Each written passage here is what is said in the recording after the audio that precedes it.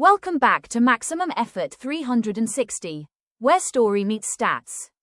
The Barnabys might steal the spotlight in Midsomer Murders, but every crime-solving operation depends on their trusty sergeants. Today, we're digging into Midsomer Murders' best sergeants: Gavin Troy, Daniel Scott, Ben Jones, Charlie Nelson, and Jamie Winter. We'll explore the stats of who cracked the most cases, who had the most drama with suspects, who nearly died the most, and, perhaps most importantly, who got along best with their Barnaby. Let's break it all down and rank every major Midsomer sergeant from worst to best. We're ranking sergeants using 5 crucial categories. How often did they provide the breakthrough clue or arrest? Suspect entanglement. How many times did they date, flirt with, or otherwise get personally involved with suspects or locals? Near-death count. How many close calls did they have? Barnaby bonding. How tight were they with the DCI? Overall competence vibes. The unmeasurable but unmistakable energy of, "I've got this, boss." Each category is scored out of 10, for a grand total out of 50. At number 5, Sergeant Dan Scott, 2003 to 2005. A London lad through and through, Dan Scott was not thrilled to be transferred to Midsomer. Known for his skepticism, slick hair, and general, "I'm too cool for this village" energy. Helpfulness. 6 out of 10. Scott was capable and followed leads, but rarely cracked open the cases himself. In The Fisher King, he helps piece together the mythological angle, but otherwise often plays second fiddle. Suspect entanglement. 2 out of 10. In The Straw Woman, he gets emotionally entangled with a key figure, just in time for her to be tragically burned alive. Rough. He flirted occasionally, but always stayed detached. Near-death count. 1 time, he narrowly avoids being stabbed in Bad Tidings, but overall had a low danger to screen time ratio. Ultimately left the show unscathed after calling out sick and never returning. Barnaby bonding. 3 out of 10. A relationship full of professional friction, ex-Met officer attitude. Scott was never fully part of the Barnaby family circle. Let's just say Nettles Barnaby tolerated him. Competence vibes. 6 out of 10. Sharp dresser, sharp mind, but never fully clicked with the Midsomer method. Total, 18 out of 50. He was cool, but too distant, both literally and emotionally. Next at number 4, Sergeant Charlie Nelson, 2013 to 2016. Nelson had a military background, a no-nonsense vibe, and possibly the strongest jawline in the series. Helpfulness. 7 out of 10. Often found key evidence or made a timely arrest. In Let Us Pray, Nelson follows a financial trail to expose the killer's motive. Rarely the one with the big aha moment, but always reliable. Suspect entanglement. 8 out of 10. Nelson was charming but distant. While he didn't pursue major relationships on screen, the vibe was there. Near-death count. 2 times. In Wild Harvest, he's run over by a wild boar.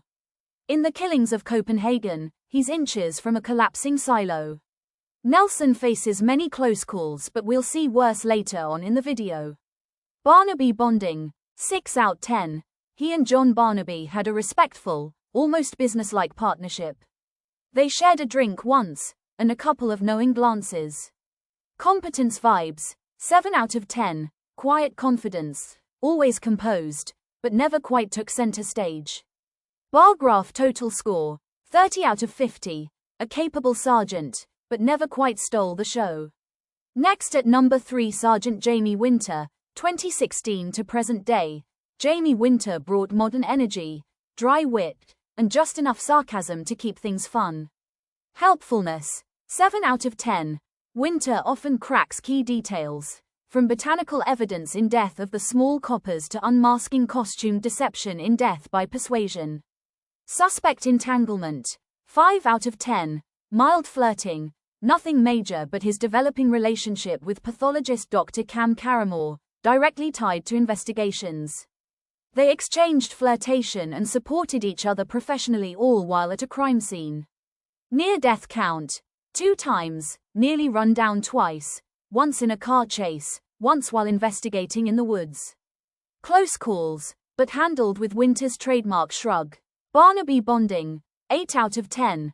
Think, cool uncle and responsible nephew, dynamic. Winter once went rogue to protect Barnaby's life. Oh, and he helped choose Barnaby's new dog. That's love. Competence Vibes, 9 out of 10. Smart, stylish, calm under pressure. Winter could carry the show if needed. Bar graph total score, 31 out of 50. Understated but dependable, and honestly underrated. At number 2, Sergeant Gavin Troy, 1997 to 2003. The first and most chaotic sergeant, Troy was all heart, few filters. He often dove into danger, or at least tripped into it. Helpfulness, 9 out of 10. Troy was clumsy, sure, but he had moments of brilliance. In Destroying Angel, his suspicion of a footpath leads to uncovering a murder plot. In Market for Murder, his agricultural knowledge actually cracks the case. Suspect Entanglement, 6 out of 10. From blushing around Cully Barnaby to awkwardly flirting with victims' relatives, Troy couldn't help himself. In Death and Dreams, he almost tanks an interview by going full rom-com. Near-death count, 4 times, he's almost blown up, written in blood, nearly drowns, blue herrings, and is repeatedly attacked in Who Killed Cock Robin. Plus, he's a menace behind the wheel, endangering his and Barnaby's lives. Barnaby bonding, 9 out of 10, a true odd couple. Nettles and Troy were classic British comedy chemistry. Competence Vibes, 6 out 10, lovable, loyal, and occasionally brilliant. He meant well, even when he didn't know what was going on. Bar graph total, 34 of 50. Troy might have tripped over the clues, but he found them in the end. Drum roll please. And at number 1, Sergeant Ben Jones, 2005 to 2013. Any Midsomer fan knew who number 1 would be. Jones worked under both Barnabys, solved cases, chased killers, and probably has a side gig as a marathon runner based on how often he sprints after suspects. Helpfulness, 10 out of 10. The king of actual clue finding, Jones regularly makes the breakthrough. In Death in Chorus, he notices an overlooked choir schedule. In Painted in Blood, he connects a stolen painting to the motive. Just non-stop clue catching. Suspect Entanglement, 6 out of 10. Jones had charm, let's be honest. Jones dated firefighter Susie Bellingham and showed real chemistry with suspect Sally Fielding in Blood Wedding. He walks the line, professional, but charismatic. Near-death count, 5 times, poisoned, almost exploded, locked in a burning house. The man lives dangerously. In A Talent for Life, he's shot it and still nails the suspect.